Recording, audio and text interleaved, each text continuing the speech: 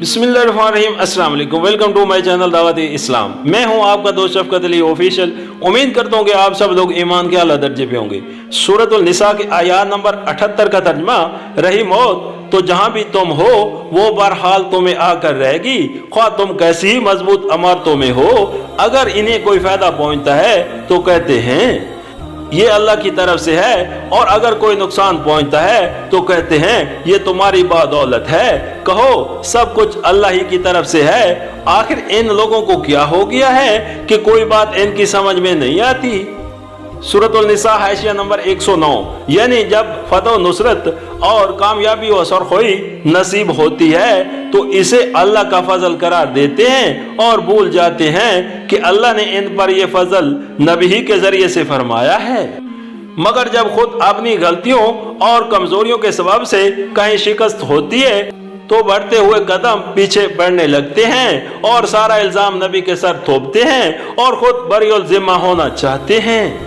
सूरतुल निसा की आयत नंबर 79 का तर्जमा, ऐ इंसान, तुझे जो भलाई भी हासिल होती है अल्लाह की इनायत से होती है, और जो मुसीबत तुझ पर आती है वो तेरे अपने कसबुल अमल की बदौलत है।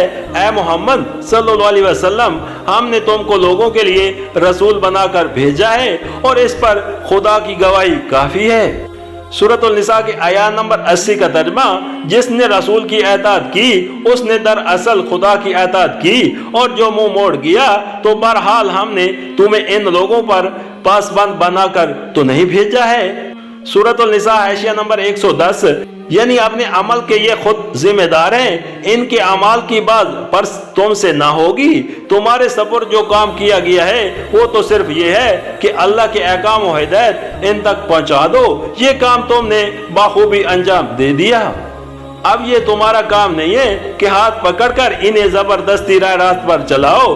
अगर ये इस हिदायत की पैरवी न करें जो तुम्हारे जरिए से पहुंच रही है तो इसकी कोई जिम्मेदारी तुम पर नहीं है। तुमसे ये नहीं पूछा जाएगा कि ये लोग क्यों नाफरमानी करते थे।